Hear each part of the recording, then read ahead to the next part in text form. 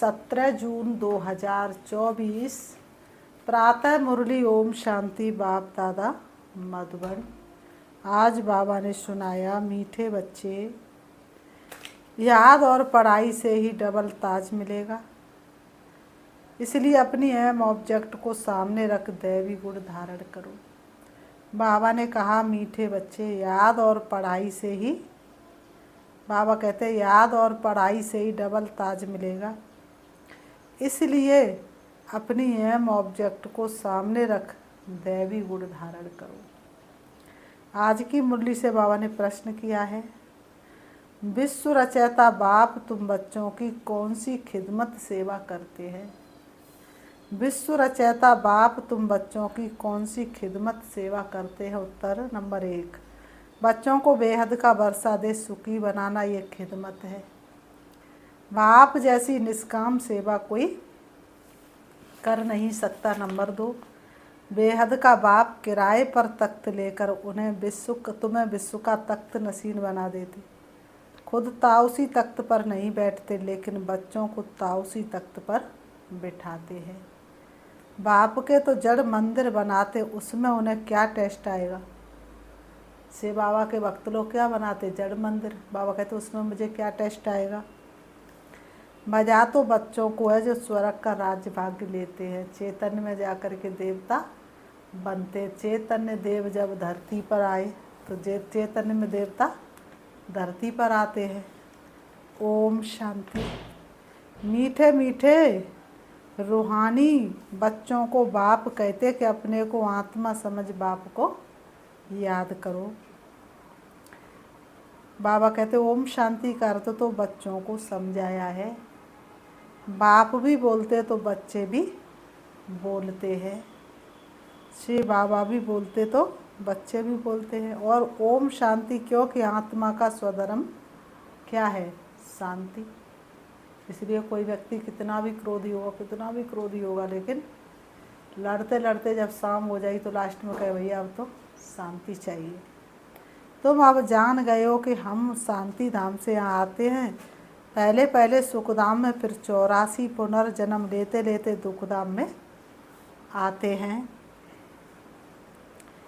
ये तो याद है ना, बच्चे 84 जन्म लेते जीव आत्मा बनते हैं, बाप जीव आत्मा नहीं बनते। श्री बाबा जीव आत्मा नहीं बनते। कहते मैं टेम्परेरी इनका आधार लेता हूँ, नहीं तो पढ़ाएंगे कैसे? बच्चों को घड़ी घड़ी कैसे कहेंगे कि मन मनावा? अपनी राजाई को याद करो, इसको कहा जाता सेकंड में विश्व की बादशाही। पल भर में आवा खो बैठे सुन कर के मीठी बोलियाँ। बेहद का बाप है ना, तो ज़रूर बेहद की खुशी, बेहद का वर्षा ही देंगे। बाप बहुत सहज रास्ता बताते हैं। कहते अब इस दुख धाम को बुद्धि से निकाल दो।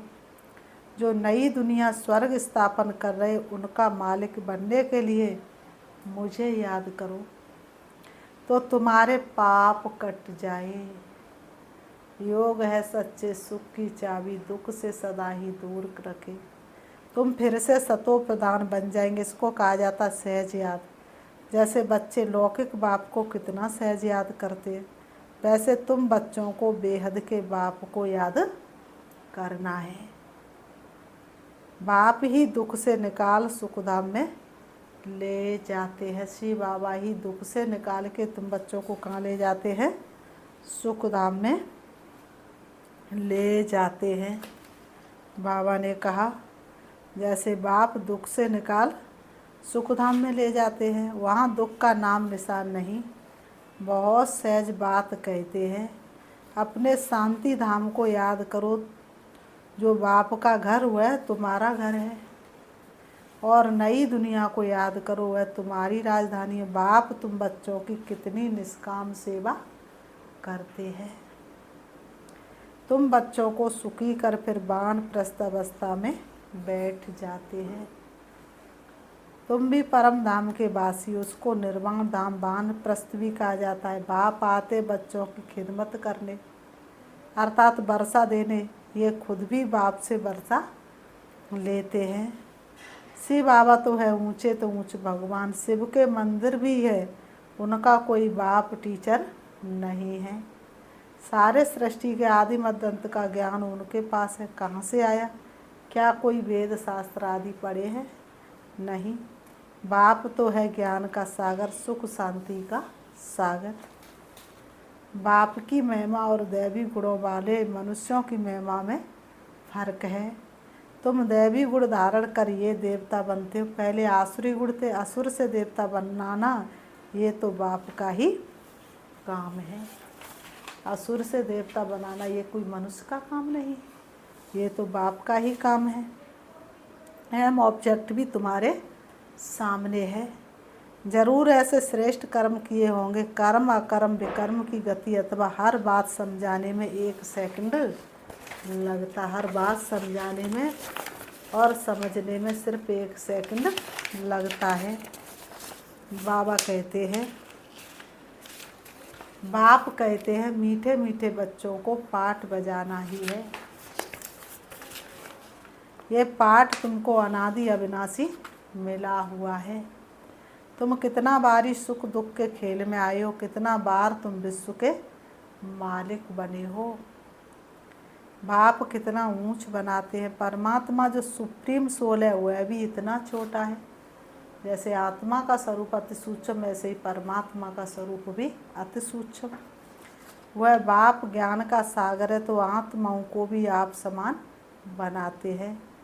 तुम प्रेम के सागर, सुख के सागर बनते। देवताओं को आपस में कितना प्रेम है, कभी झगड़ा नहीं होता। तो बाप आकर तुम्हें आप समान बनाते, और कोई ऐसा बना ना सके। खेल स्थूल वतन में होता है, सूक्ष्म वतन और परम धाम में नहीं होता है। सारा खेल कहाँ होता है? स्थूल वतन में होता है सारा खेल। पहले आदि सनातन देवी देवता धर्म, फिर इस्लामी बुद्धि, आधे नंबर बार इस मांडवे में व नाटकशाला में आते हैं। 84 जन्म तुम लेते हो। गायन भी है ना, क्या गायन है बताओ? आत्मा परमात्मा अलग रहे वो काल, सुंदर मेला कर दिया जब सदगुरु मिला दलाल। तो कौन सदगुरु? स्वयं भगवान सदगुरु दलाल है। कोई मनुष्य तो भगवान से मिला नहीं सकता। बाप कहते मीठे मीठे बच्चों, पहले पहले विश्व में पाठ बजाने तुम आए हो। बाबा कहते मीठे मीठे बच्चे, इस सृष्टि रंगमंच पर सबसे पहले पाठ बजाने तुम आए हो। मैं तो थोड़े समय के लिए इनमें प्रवेश करता हूँ। बाबा कहते मैं तो थोड़े समय के लिए इस ब्रह्मा में प्रवेश करता हूँ। ये तो पुरानी जुत्ती है। पुरुष की एक स्त्री मर जाती तो कहते पुरानी जुत्ती गई।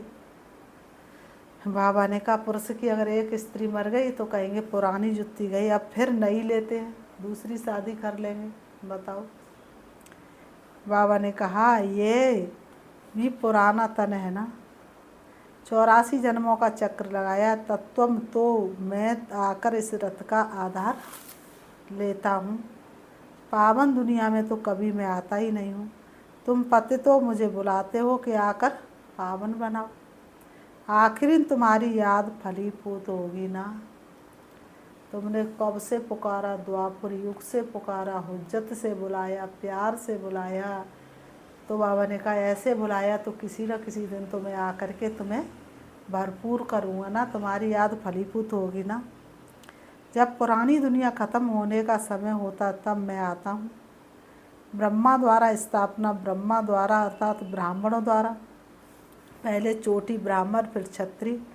तो बाजोली खेलते हो, अब दे अभिमान छोड़ दे ही अभिमानी बनना है। तुम 84 जन्म लेते हो, मैं तो एक ही बार सिर्फ इस तन का लोन लेता हूँ। एक कल्प में एक ही बार से बाबा लेते अवतार, किराए पर लेता हूँ। कितना बड़ा किराया देता है। हम इस मकान के मालिक नहीं हैं, इनको तो फिर भी हम छोड़ देंगे, किराया तो देना पड़ता है ना। बाप भी कहते मैं मकान का किराया देता हूँ। बाप भी कहते मीठे बच्चे मैं मकान का किराया देता हूँ। बेहद का बाप है, कुछ तो किराया देते होंगे ना। बाबा ने कहा ये तख्त लेते हैं तुमको समझाने के लिए, ऐसा समझाते जो तुम भी विश्व के तख्त नसीन बन जाते हो। खुद कहते मैं नहीं बनता हूँ, तख्त नशीन अर्थात ताऊसी तख्त पर बिठाते हैं। शिव बाबा की याद में ही सोमनाथ का मंदिर बनाया है। बाप कहते इससे मुझे क्या टेस्ट आएगी, जड़ पुतला रख देते, मज़ा तो तुम बच्चों को स्वर्ग में है, मैं तो स्वर्ग में आता ही नहीं हूँ। शिव बाबा कहते मीठे बच्चे, मैं तो कभी स्वर्ग में आता ही नहीं हूँ। फिर भक्ति मार्ग जब शुरू होता है तो ये मंदिर आदि बनाने में कितना खर्चा किया, फिर भी चोर लूट ले गए। रावण के राज्य में तुम्हारा धन दौलत आदि सब खत्म हो जाता है। अभी ये ताऊसी तख्त है। बाप कहते जो हमारा मंदिर बनाया हुआ था वह मोहम्मद गजनबी आकर लूट ले गए। बाबा ने कहा कितनी बार, 17 बार लूट करके ले गए। भारत जैसा साल्वेंट और कोई देश नहीं है। बाबा ने कहा इन जैसा तीर्थ और कोई बन नहीं सकता, भारत जैसा तीर्थ और कोई बन नहीं सकता। परंतु आज तो हिंदू धर्म के अनेक तीर्थ हो पड़े हैं। वास्तव में बाप जो सर्व की सदगति करते हैं, तीर्थ तो उनका होना चाहिए। बाबा ने कहा यह भी ड्रामा बना हुआ है, समझने में बहुत सहज है, परंतु नंबर बार ही समझते, क्योंकि राजधानी स्थापन हो रही है। स्वर्ग के मालिक ये लक्ष्मी नारायण है। ये है उत्तम से उत्तम पुरुष जिनको फिर देवता कहा जाता है। देवी गुण वाले को देवता कहा जाता है। ये ऊंच देवता धर्म वाले प्रवृत्ति मार्ग के थे। उस समय तुम्हारा ही प्रवृत्ति मार्ग रहता है। बाप ने तुमको डबल ताजधारी बनाया, रावण ने फिर दोनों ही ताज उतार दिए। बाप ने डबल ताजधारी बनाया और रावण ने तो तुम्हारे दोनों ही ताज उतार दिए, एक भी ताज तुम्हारे पास नहीं। अब तो नो ताज, न पवित्रता का ताज न धन का ताज, दोनों रावण ने उतार दिए हैं। फिर बाप आकर तुमको दोनों ताज देते हैं। इस याद और पढ़ाई से इसलिए गाते ओ गॉड फादर हमारा गाइड बनो, लिबरेट भी करो। तब तुम्हारा नाम भी पंडा रखा हुआ है। तब तुम्हारा नाम क्या रखा है? पंडा। पांडव कौरव यादव क्या करते भाई? कहते बाबा हमको दुख के राज्य से छुड़ाकर साथ ले जाओ। बाप ही सचखंड की स्थापना करते जिसको स्वर्ग कहा जाता है। फिर रावण झूठ खंड बनाते हुए कहते श्री कृष्ण भगवान वाच, बाप कहते शिव भगवान वाच। भारतवासियों ने नाम बदल लिया तो सारी दुनिया ने बदल लिया। शुरुआत कहाँ से हुई? भारतवासियों से। भारतवासियों ने बदला तो सारी दुनिया ने बदला। भारतवासी ने सर्वव्यापी कहा तो सारी दुनिया वालों ने सर्वव्यापी कहा। तो बाबा ने कहा श्री कृष्ण तो देहधारी है, विदेही तो एक शिव बाबा है। अभी बाप द्वारा तुम बच्चों को माइट मिलती है, सारे विश्व के तुम मालिक बनते हो, सारा आसमान धरती तुमको मिल जाती है। कोई की ताकत नहीं जो तुमसे छीन सके, कुछ भी छीन सके, तुम्हें दुख मिल सके। तुम सुख शांति आनंद से भरपूर हो जाते हो। प्रकृति के 5 तत्व ही सतो प्रदान हो जाते हैं। बाबा ने कहा पौना कल्प उन्होंने तो जब वृद्धि होकर करोड़ों की अंदाज में हो तब लश्कर ले आकर तुमको जीते। बाप बच्चों को कितना सुख देते हैं। खुशियों भरी जिंदगानी हमारी देव देवताओं से भी है न्यारी। उनका गायन ही है दुख हरता सुख करता। इस समय बाप तुमको कर्म अकर्म की गति बैठ समझाते। रावण राज्य में कर्म अकर्म विकर्म बन जाते, सतयुग में कर्म अकर्म हो जाते। अभी तुमको एक सदगुरु मिला जिसको पतियों का पति कहते हैं। जिसको क्या कहते हैं? पतियों का पति, देवों का देव, क्योंकि वह पति लोग भी सब उसको याद करते हैं। तो बाप समझाते हैं कितना वंडरफुल ड्रामा है। इतनी छोटी सी आत्मा में अविनाशी पार्ट भरा हुआ है। कितनी छोटी सी आत्मा है, अति सूक्ष्म, जिसमें 84 जन्मों का अविनाशी पार्ट भरा हुआ है जो कभी मिटने वाला नहीं है। इनको अनादि अविनाशी ड्रामा कहा जाता है। God is one. रचता रचना अथवा सीढ़ी और चक्र सब एक ही है। ना कोई रचता को न रचना को जानते। ऋषि मुनि भी कह देते हम नहीं जानते। अभी तुम संगम पर बैठे हो, तुम्हारी माया के साथ युद्ध है, और छोटी पूरी युद्ध नहीं, जबरदस्त युद्ध है। बच्चे की कमाई चट कर दी। बाबा कहते हैं वह छोड़ती नहीं है। बच्चे कहते बाबा माया का थप्पड़। बच्चे क्या कहते, बाबा क्या करें, माया का थप्पड़ लग गया। बाबा कहते बच्चे की कमाई माया ने चट कर दी। तुम्हें भगवान पढ़ाते तो अच्छी रीति पढ़ना चाहिए, ऐसी पढ़ाई है तो फिर 5000 वर्ष बाद मिलेगी। फिर बाबा कहते अच्छा मीठे मीठे सीखी लते बच्चों प्रति, माता पिता बाप दादा का याद प्यार और गुड मॉर्निंग। रूहानी बाप की रूहानी बच्चों को नमस्ते। हम रूहानी बच्चों की रूहानी बाप दादा को याद प्यार और नमस्ते नमस्ते नमस्ते। धारणा के लिए मुख्य सार नंबर 1। बाबा ने कहा इस दुख धाम से बुद्धियोग निकाल नई दुनिया स्थापन करने वाले बाप को याद करना, सतो प्रदान बनना है। नंबर 2, बाप समान प्रेम का सागर, शांति और सुख का सागर बनना है। कर्म अकर्म और विकर्म की गति को जान, सदा श्रेष्ठ कर्म करने हैं। कर ले कर्म की तू पहचान, तेरे कर्म हो ऊंच महान। आज की मुरली से वरदान, सदा उमंग उत्साह में रहे, मन से खुशी के गीत गाने वाले अविनाशी खुश नसीब भव। सदा उमंग उत्साह में रहे, मन से खुशी के गीत गाने वाले अविनाशी खुश नसीब भव। स्पष्टीकरण, आप खुशनसीब बच्चे अविनाशी विधि से अविनाशी सिद्धियां प्राप्त करते हो। आपके मन से सदा वाह वाह की खुशी के गीत बजते रहते। वाह वाह वाह वाह, ये वाह वाह, वाह तकदीर वाह मीठा, वाह तकदीर वाह और वाह मीठा बाबा, वाह वाह परिवार वाह, वाह श्रेष्ठ संगम का सुहावना समय वाह। बाबा है इसलिए आप अविनाशी खुश नसीब हो। आपके मन में कभी वाई वाई क्यों में ना नहीं आ सकता। वाई के बजाय बाबा और आई के बजाय बाबा बाबा शब्द ही आता है। स्लोगन, जो संकल्प करते उसे अविनाशी गवर्नमेंट की स्टैंप लगा दो तो अटल रहेंगे। जो संकल्प करते हो उसे अविनाशी गवर्नमेंट की स्टैंप लगा दो तो अटल रहेंगे। मातेश्वरी जी के मधुर महावाक्य, जीवन की आस पूर्ण होने का सुहावना समय। हम सभी आत्माओं की बहुत समय से ये आस थी कि जीवन में सदा सुख शांति मिले। अब बहुत जन्म की आशा कब तो पूर्ण होगी। अब ये है हमारा अंतिम जन्म, उस अंत के जन्म के भी अंत है। ऐसा कोई नहीं समझे मैं तो अभी छोटा हूँ। छोटे बड़े को सुख तो चाहिए ना, परंतु दुख किस चीज़ से मिलता है उसका भी पहले ज्ञान चाहिए। अब तुमको नॉलेज मिली है कि इन 5 विकारों में फंसने कारण ये जो कर्म बंधन बना हुआ है उनको परमात्मा की याद अग्नि से भस्म करना है। ये है कर्म बंधन से छूटने का सहज उपाय। इस सर्वशक्तिवान बाबा को चलते फिरते श्वासों श्वास याद करो। अब ये उपाय बताने की सहायता खुद परमात्मा आकर करता है, परंतु इसमें पुरुषार्थ तो हर एक आत्मा को करना है।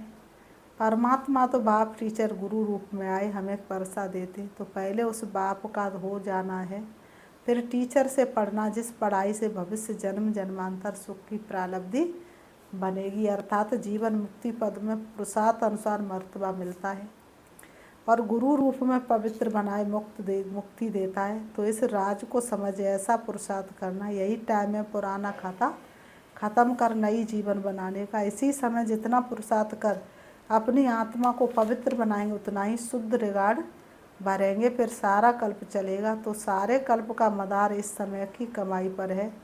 देखो इस समय ही तुम्हें आदि मध्य अंत का ज्ञान मिलता है। हमको स्वदेवता बनना है और अपनी चढ़ती कला है, फिर वहाँ जाके प्रालब्धि भोगेंगे। वहाँ देवताओं को बाद का पता नहीं पड़ता कि हम गिरेंगे। अगर ये पता होता कि सुख भोगना फिर गिरना है तो गिरने की चिंता में सुख भी भोग नहीं सकेंगे। तो ये ईश्वरी कायदा रचा हुआ है कि मनुष्य सदा चढ़ने का पुरुषार्थ करता है, अतः सुख के लिए कमाई करता है, परंतु ड्रामा में आधा आधा पार्ट बना पड़ा है। जिस राज को हम जानते, परंतु जिस समय सुख की बारी है तो पुरुषार्थ कर सुख लेना है। यह है पुरुषार्थ की खूबी। एक्टर का काम है एक्ट करने समय संपूर्ण खूबी से पार्ट बजाना। जो देखने वाले हेयर हेयर बाबा करें। इसलिए हीरो हीरोइन का पाठ देवताओं को मिला है, जिन्हों का यादगार चित्र गाया और पूजा जाता है। निर्विकारी प्रवृत्ति में रह कमल फूल समान अवस्था बनाना यही देवताओं की खूबी है। इस खूबी को भूलने से ही भारत की ऐसी दुर्दशा हुई है। अब फिर से ऐसी जीवन बनाने वाला खुद परमात्मा आया हुआ है। अब उनका हाथ पकड़ने से जीवन नैया पार होगी। अच्छा, ओम शांति। अच्छा, ओम शांति। अभी हम छोटे से गीत पर बाबा को याद करेंगे। चारों तरफ से अपनी मन को एकाग्र कर लेंगे। मधुबन में बाबा तेरी याद आए, मधुबन में बाबा तेरी याद आए। सबके लबों पर तेरा नाम आता, मन है मगन हो खुशी में ये गाता।